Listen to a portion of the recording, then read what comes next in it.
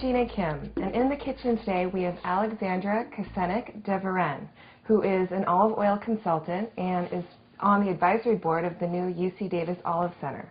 And Alexandra is going to teach us how to properly taste olive oil. And before we start, why are these glasses blue? The glasses are blue so that you can't see what color the olive oil is.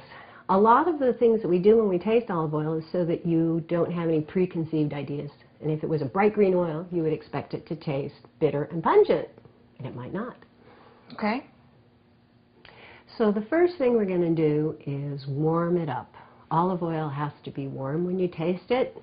Unlike wine, which is really easy to get the aromas out of the wine because it's very volatile, olive oil, you've got to work pretty hard. So you're going to warm it up and you cover it so that you collect all of those aromas in the headspace. Then we're going to take a sniff, and then you take a sip, and then this is the weird part. You're going to slurp air through the oil while it's in your mouth. Again, trying to get as many of the aromas out as possible. And close your mouth and breathe out through your nose.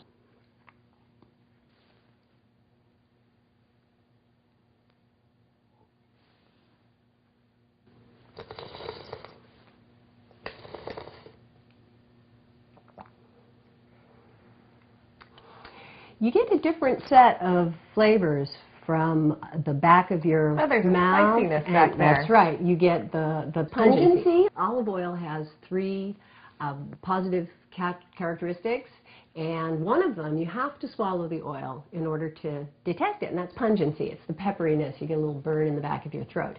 This oil has a slight pungency on the finish. It's a pretty mild oil. So this oil is a blend of Arbequina, Koronaki, and Arbosana, and it comes from the largest producer in California, which is California Olive Ranch. So the palate cleanser, after you taste olive oil, you want to take a sip of water. Okay. And the other thing is green apple slices. Bread doesn't really help to clear the flavor of olive oil. You're better off with something that's a little acidic, like apple. Our second oil is an oil that you picked up at the supermarket? I bought it yesterday off a store shelf. It was a general, pretty common brand, I think. So. Okay. And this oil was called extra virgin, correct?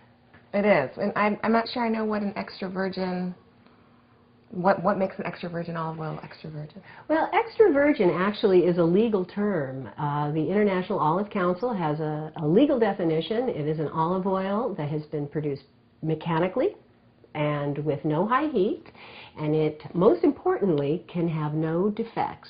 So it's the best one to get? Yes. Extra virgin, real extra virgin is the premium, the top grade of olive oil. But a lot of the stuff that you see on a shelf may not really be extra virgin, so that gets into some labeling issues and some legal issues. You went straight for your water. I have to say this is fairly typical of a supermarket olive oil. It would not be able to be sold in Europe as extra virgin. This olive oil has a very common defect in it, a very common defect of olive oil called fustiness that comes from fruit that's been allowed to sit around too long before it was pressed. Making olive oil is really a simple process. You take an olive off the tree, and the idea is to get the oil out without messing it up. So you pick the olives, you rush them to the mill, wash them, crush them, and then the paste, the olive paste, is stirred in a process called malaxation, which helps to start the separation process. And then you separate the solids, the pulp and the water in the fruit from the oil, and then you're done. It's really a very simple process, and if you do it all right, you will have an extra virgin olive oil when you're finished. So we're going to try our third olive oil here. We've got McAvoy from Petaluma, California, which is your hometown. It is. So let's try this one out. Okay. McAvoy is one of the most important early producers of the California Renaissance of olive oil. They've been in production as long as anyone in this new wave of olive oil. This one gives you a lot more of that peppery finish, right? You feel that. Right in the back of the throat. Right in the back of the throat.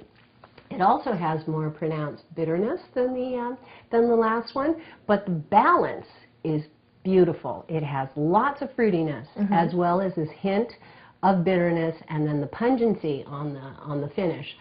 It's funny because I felt like with the second one, which is the supermarket brand, it tasted a lot more like oil, and this one kind of tastes more like fruit. Does that? That's because what you're tasting in an olive oil like this is fresh olives. They are milled within hours of being harvested. The olives in this oil could have sat around for days. You can taste that. And you can taste that. Thank you so much, Alexandra, for being here with us today, and happy olive oil tasting.